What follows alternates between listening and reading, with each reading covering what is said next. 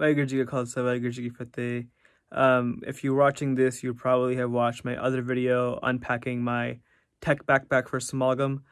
This is a more detailed video into the Zoom F8N and the settings I use to record as well as broadcast the audio.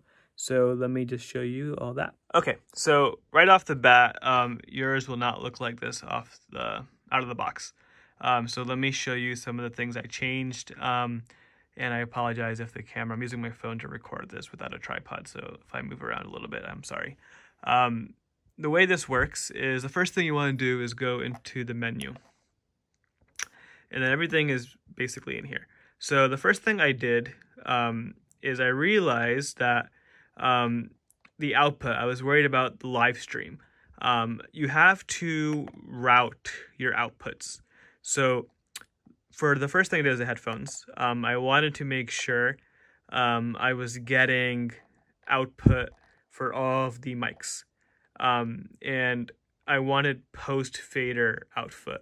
So that would mean after adjusting levels, that's the sound that was coming out. You have an option for pre-fader, which means you can get the raw audio without these adjustments being impacted. I'll leave a link to a video that I found on YouTube that explains this better than I can. But this is what I had in case you just want to copy it. It's just a bunch of post-fader to the left and right channels. And that's that. Very simple. 1 through 8 for all of them. The next thing, if you go back, for the sub-out routing, this is for the broadcast. You have to have the left and the right channels. This is actually left and right of the mix being sent to the output. I believe this is default. I did not change this. So if you have it look like this, you are good. The sub out, just so you know, is the 3.5 and the headphones is the 1/4 inch right next to it. So far we've done the outputs for the headphone and the sub out, and that is the settings I use for that. Now there are some other things. If you go to input, depending on your input, you may need to supply phantom power. If you don't have a mic going to the speakers, and it's just going to the recorder, you may want to supply it phantom power so it has power if it requires it. You can turn them on and off for each individual input or for all of them. Pretty straightforward there. I'm trying to see, I'm just going to go through here. And then for PFL mode, I changed them all to solo. And what this does is, the other option is PFL, but solo is when you're recording, like during the kirtan, and you want to listen to just the tabla, the input for, like, say tabla is going to number 1. That's what I did.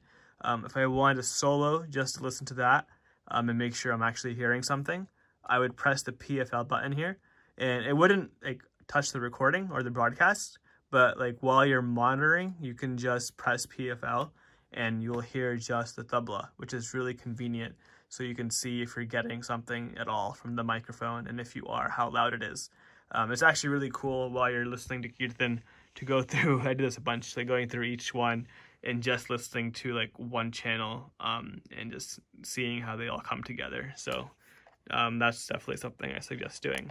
Now the next thing is under, I'm skipping around a little bit here, the system section. You want to go to the track knob option. Now by default, I believe it's on fader, which looks like this. And what I found is if you plug in an input and you have it on fader over here, you're not going to hear anything in your headphones, which is not what you want. And nothing is going to the mix, which is being recorded. It's like you're getting the input, but you're not going to hear anything.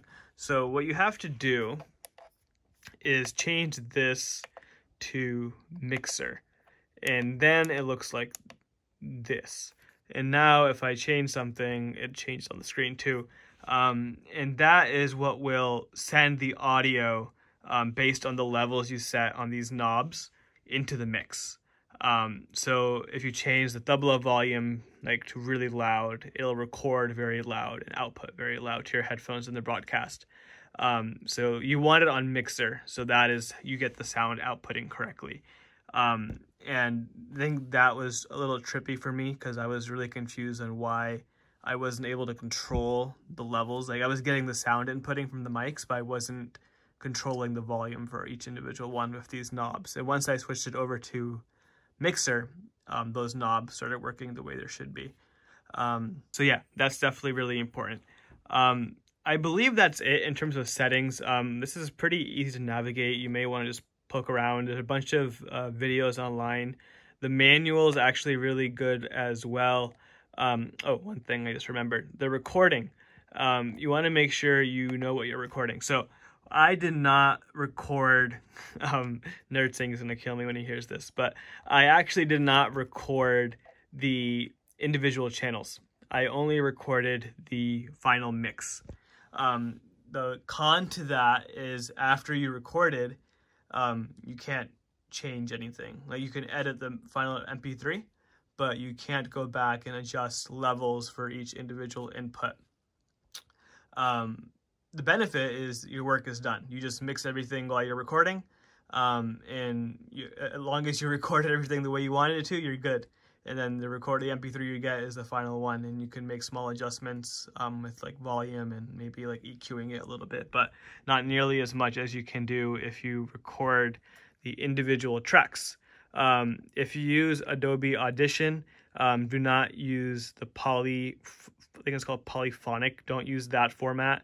You want to use the wave, whatever it's called, format, without the poly in it. And that will record each individual input, I think as pairs, so you have to go back and split the channels, but that's a lot more control. So you can go back, and if you say you messed up with the tabla, or the vajja is recorded too loud, or the kirtani is not loud enough, you can go back and edit individual parts of it afterwards, which is really cool.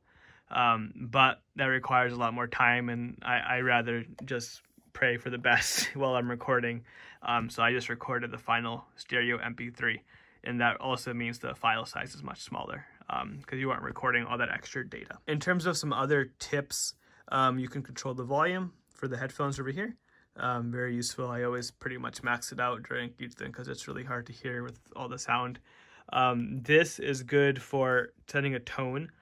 So in my other video, I mentioned that when you plug in an output going to the camera, which is sitting on top, you have to make sure you match the levels that are being shown over here on the camera. So say you're on -20, like your audio is being recorded around -20 or -16, like somewhere in that range. But on your camera, it's showing up as like +5 or something. It's like basically clipping. For some reason, there's a mismatch there, right? They need to be the same. So the way you do that is you play a tone, and you just kind of hold this down over here. And now you're seeing like a constant tone is being played. If you plug in headphones, you'll hear it. But on all the channels now, it's playing a -20 dB tone. And you could go to your camera now and just make sure you adjust the settings properly on there, so the settings or the levels are matching. And I'll leave a video that I found that was very helpful on how to do that. I have a GH4 Panasonic, and the video explains how to do it on there. But the concept is the same for any camera. So very helpful that the feature is built in right there. It is also very easy to access right here. The last thing I'm going to mention here, that's a quick little tip, is that these switches over here for recording, if you press record, it'll start recording.